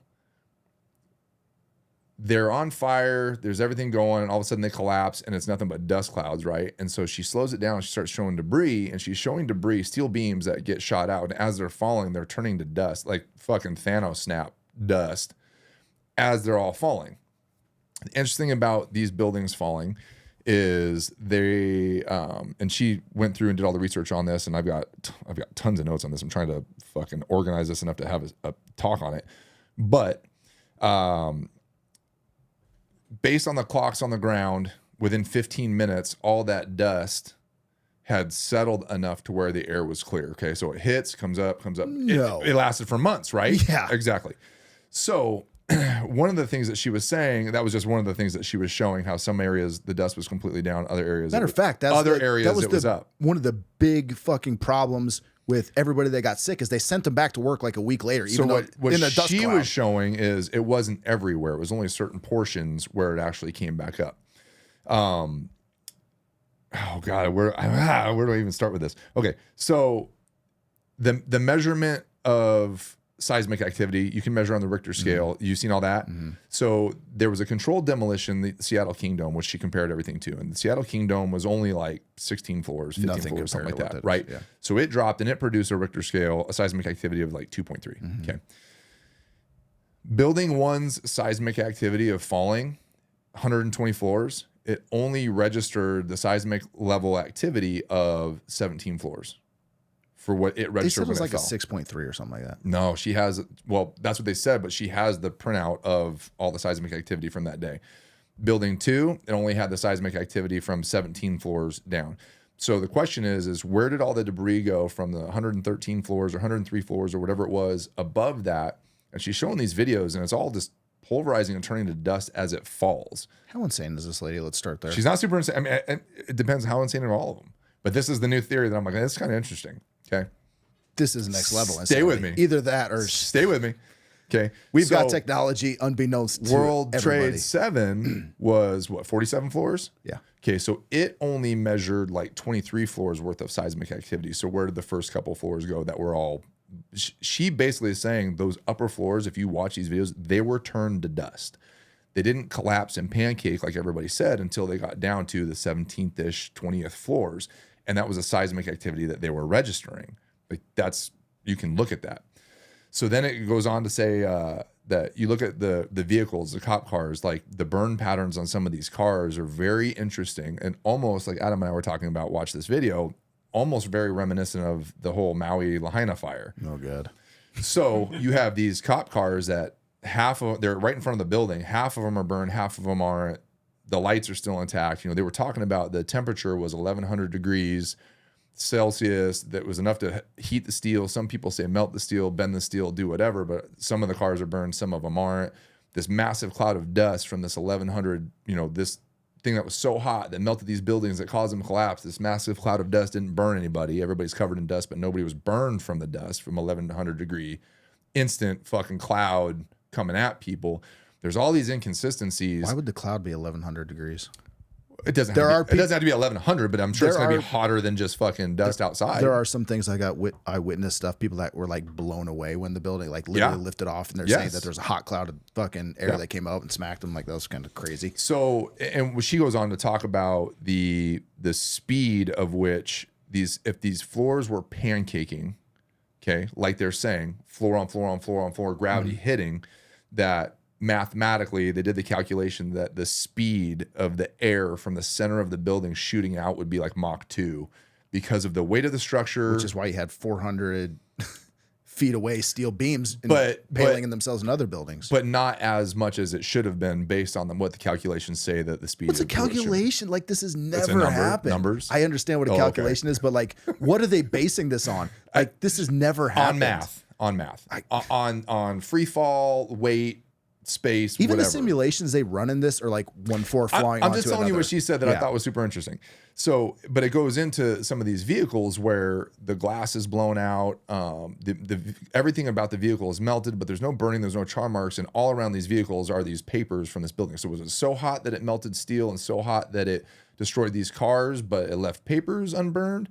That's so incredibly anecdotal. They're saying that the pile of rubble, while the workers and the rescuers were there, that the pile of rubble was 1,100 degrees and people's steel-toed boots were melting. But they were replacing their steel-toed boots. But there's pictures of plastic igloo coolers that they're using for water sitting there. I've never heard anybody's melting. boots melting. Oh, there was an interview from a chick who was in the rescue worker. So at the same time all this was happening, there was a place in Alaska that reads the Earth's magnetic field readings, and it has 6 different recording stations, and they showed inconsistent anomalies right before the plane hit Tower 1 and then went back to normal, inconsistent anomaly right before it hit Tower 2, went back to normal, and then it stayed inconsistent and super fucked up until Tower 7 collapsed, and then everything went back to normal. So she's got a printout of those readings as well, which I didn't link. But so anyway, her thing was you've heard about the thermite. Right. So we talked about that. So a large reason people thought that this was a controlled demolition was because of the presence of thermite. Now, thermite shows as these iron microspheres that you can only get from superheating a metal, iron or whatever it was, to this degree prior to this happening, right? Because the temperatures in the tower didn't reach the degree to cause that. We talked and thermite. And so she actually says like this couldn't have been a controlled demolition. Even though they found like small fragments of thermite, it wasn't, like you said, enough to be consistent with a thermite. They would be larger attack. Spheres and a lot more of Right. them. So, but they were present. And so she goes on to say that anytime you have rust and melted aluminum or whatever it is, it will form these thermite balls. It's not totally crazy, right? That's what most people say. It was like melted aluminum. Yeah. Doesn't seem to be controlled demolition. She also goes on to say that there was the presence not just of the thermite, but the thing that people don't talk about is there was a presence of tritium. Have you heard of that? I mean, I've heard of tritium. So tritium is a subform of hydrogen, and it's used. It started, I think it was as early as '89. They started trying to create this, but basically it was going to be this compound that they were going to try and use in cold fusion. So some of the crazy things, she starts showing the metal, the way it's bent from the trade center, and some of them are 90-degree angles, and the steel is completely rounded, but there's no cracks, and everyone's like, oh, it was super heated, this and that. So there's a guy named John Hutchinson. Stick with me, this is going to get crazy. John Hutchinson, who tried to replicate some of Nikola Tesla's experiments with extreme ultramagnetic waves, right? So he has a deal where he's starting to do these electromagnetic things, and he takes this 2x2 by 7 inch block of solid steel, and he subjects it to these frequencies, and the metal itself bends and rounds and warps, and it starts off-gassing the same set of steam that you see in a lot of these vehicles that are off-gassing, and the steel bends without cracking. And so she's not suggesting her theory as much as you can tell she has this theory, but she goes on to say that, like, the government since the late 80s, early 90s has this deterrent system where they can shoot signals at you and make you feel like you're on fire and make you feel like you're on anything, right? So then she goes on to say, like, if you slow down some of the stills of these jumpers from the building of 9/11, if you slow it down, like some of them are missing their shirts. There's a video of a guy taking off his pants before he jumps out the window. Probably hot as fuck. So there's no fire on that floor. It's like this, like You 24 is below. You don't jump because you're perfectly comfortable. No, but what she was saying is in the event that a device like this was used or being tested or zap practiced, his clothes right off. She said, typically in these situations, the building sprinklers went off. Firefighters are up there spraying water. If you think the building is on fire, you may run into the restroom and get your stuff wet so you don't burn, right? Well, if this is being used, these ultra waves would cause microwaves, and it would cause the clothing you're wearing to feel like you're on fire, and you'd be ripping off your clothes because it'd be burning you because of the wet clothing. So, but she started talking about the only reason that there would be tritium there with the levels that it was at is if somebody was doing some sort of microwave frequency through the building. Now, I don't know if the electricity of the building was causing that, because obviously it's a 120-story building, but the things that she was presenting were super interesting, and I was like, holy shit, man, like maybe they knew it was going to happen. This is the possibility of a new theory. Maybe they knew it was going to happen. The planes hit. They were like, hey, look, we're working on this technology. Let's test it out. Fuck it. These buildings are going to be crashed into anyway. Is that a possibility? But again, the question will go back to why. Why kill all those people if you didn't need to? Why test that out? But the consistencies that she talks about in her presentation are pretty interesting.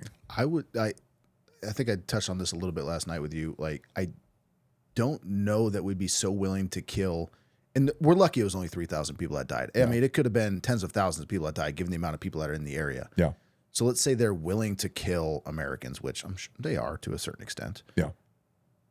We have no problem slaughtering other people in other countries.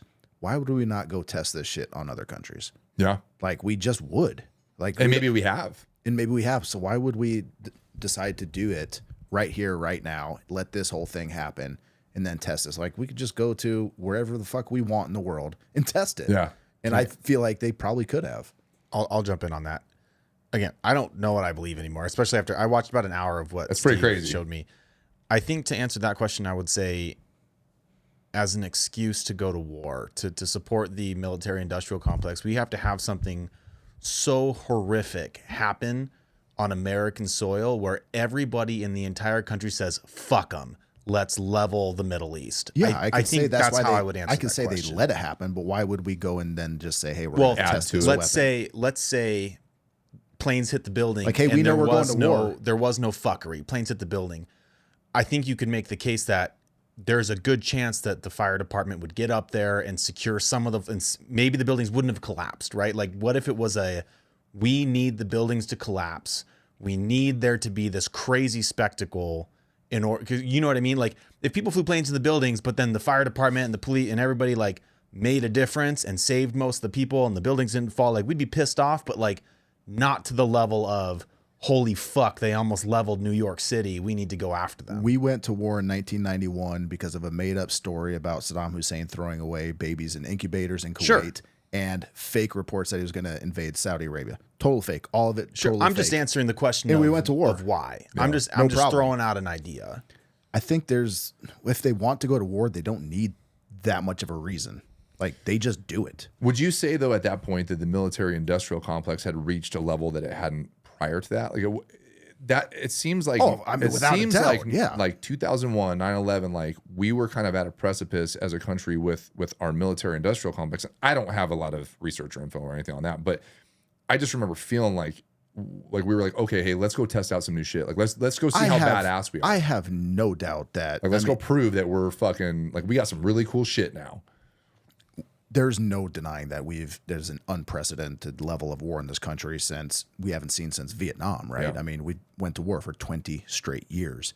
So did a lot of people make a lot of money? Fuck yeah, they did. They got richer than they ever have in their life, which is probably why, like, hey, we turned that faucet off. Now we got to get some more money. How do we more money to Israel. Yeah. Yep. So yeah, 100%. If money's involved in going to war, dude, that makes so much sense to me. Which is why, did we know about it and let it happen? Maybe. Yeah. Maybe. I'm going to tell you right now, I know you're the type of person that will go watch this just to see it, even though you're burned out on 9/11 shit. It's a very tough watch. She sounds like she could use a drink of water the whole time. Like, your mouth is super dry. Yeah. But the shit she throws out is very interesting. And she even said, because a couple times people in the crowd will be like, well, so what are you saying? What's your theory? And she's like, I'm not giving you my theory. She goes, I have one. But which Avenger did this? Yeah. She's like, I'm just showing you like what we're seeing at face value. We're told one thing, but if you watch it, like, your instincts will tell you something different. To be fair, all she does is lay out. That's it. This is evidence. Yeah. She doesn't draw any conclusions herself. She's just like, I actually hate people like that. Yeah. Here's the You grenade. just want to be told. You tell me what it is. Yeah, I'm just asking questions. Yeah. Like, no, you're not. You're saying something That's why very you hate when I do specific. that. I hate when people say they're just asking questions because no, you're not. You're saying something very You're specific. steering this a certain and way. you're trying Just come to out and not say say it. it. Yeah.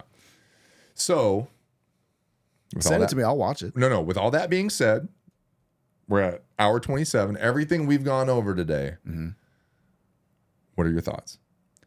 If I were In closing. if I were to wager, if you said you had to put money down on what happened, Yeah. I think that we were attacked by al-Qaeda, whoever.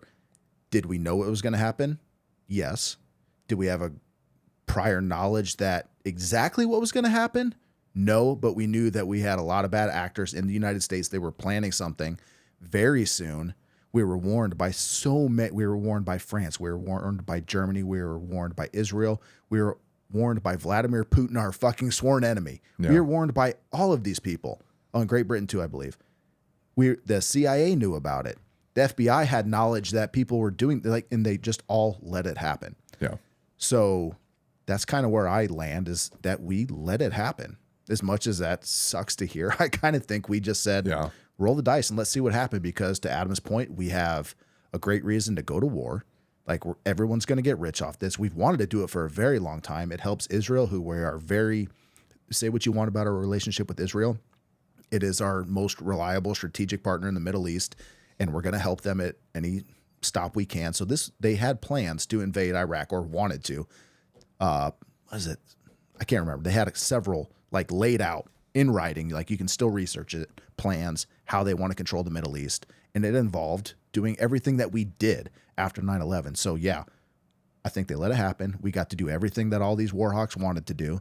We got to put in place things like the Patriot Act 1, Patriot Act 2, without question, because everyone's like, yeah, fuck yeah, let's do it. Get those motherfuckers. You need to surveil me. NSA, you want to listen to my phone call? I got nothing to hide. Let's get those Arabs. Yep. Okay, but now it is really fucking questionable, because we're jailing Americans that have done fucking nothing wrong.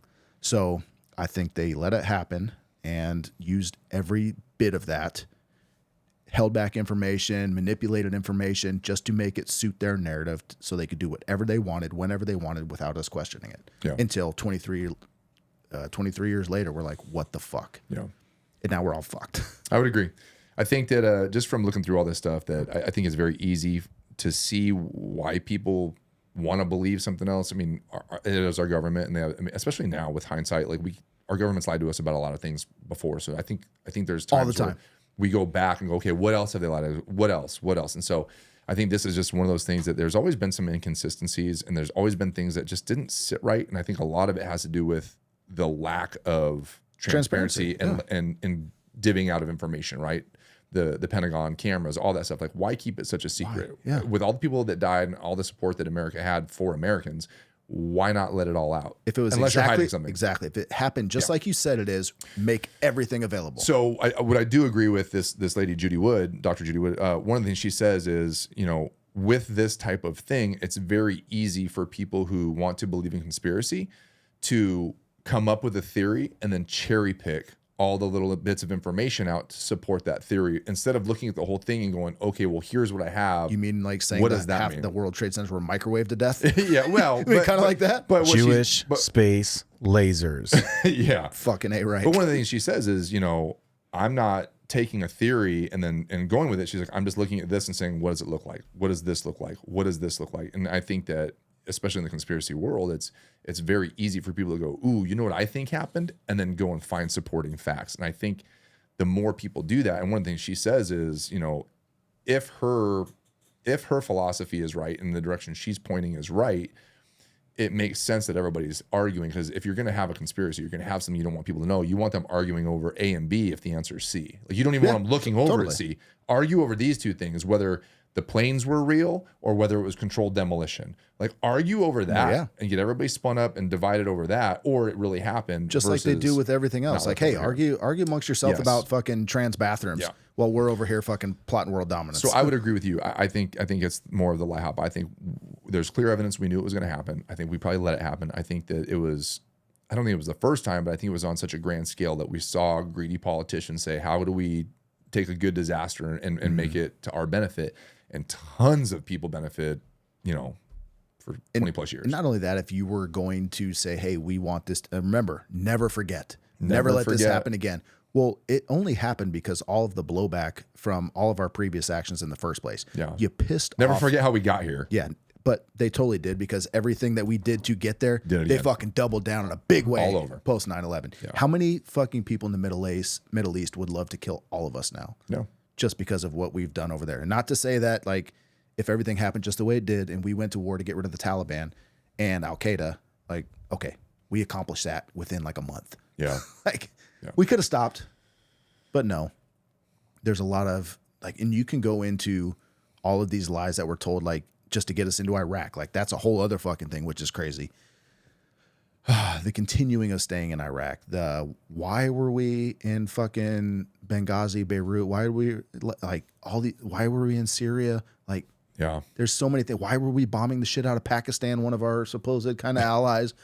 Fucking a lot of things going on there that nobody talks about. And it's just, yeah, I believe that it's going to happen again. And we'll never know, at least in the near future. We'll never know the truth. Oh, God, no. We don't know who killed Kennedy. Yeah. Like, Yeah. that happened. Yeah. Yeah. Come on, Trump. He's not going to release those papers. Not a snowball's chance in hell. Day one. Or the Epstein files. Day no one, he's going to fucking release way. Empty it. promises? But he's a politician. He's got to live up to his word. He, yeah, he day one did last time Going around. to release the files. Didn't work. Yeah. Yeah, just this time. That's like Kamala saying she's going to fix the mess she created. No, I promise I'll fucking... The border, yeah, immigration. everything. Yeah. Economy. That's all I got, man. I thought that last part was interesting. I'd never heard that before. I think that there's a lot of buzz across, the directed energy weapon. Well, I told you Genre. about the directed energy weapon last night that this general's all happy to go test out on the battlefield. I mean, they have it. They're working on it. They want to use it. But to me, that'd be weird that they're talking about testing it now on the battlefield. But 23 years ago, they had a perfected version where they're Maybe it wasn't perfected. Maybe they were trying it out because they didn't know the extent or capacity of it, and we accidentally shifted the world's magnetic fucking structure. There was anomalies detected from the and disintegrated half the World Trade Center mid-flight. Winston watch Churchill. the videos of them falling again. It's interesting. Churchill said, "Never let a good crisis go to waste." That's all I'm gonna say, dog. Boom. Well, yeah, that's what they all do. I know. And they'll continue doing. That's all I got, dude. Yeah. 9/11. Let's be done with Made a it. fucking smoke after that one. Yeah. Never forget. It's been forgotten. I know. We're keeping it alive. Oh yeah. It's our All fault. right, everybody. That's it. These fucking spam callers. 37, long one. Thanks for Long sticking one. with us. Yeah. Oh, and rest in peace, all the first responders that Yeah. died. 343 firefighters. Yeah. Probably Tragic. spurred us to getting into the profession in Yeah. the first place. So Probably in many ways had a part of that. And there's a lot of people that ended up joining the military because of that as well. Yeah, for sure. So, yeah, tons. So, all right, good episode. A little dark, a little weird, a little yeah. frustrating. Back to the normal shenanigans on 38 next episode. Can't wait. See you.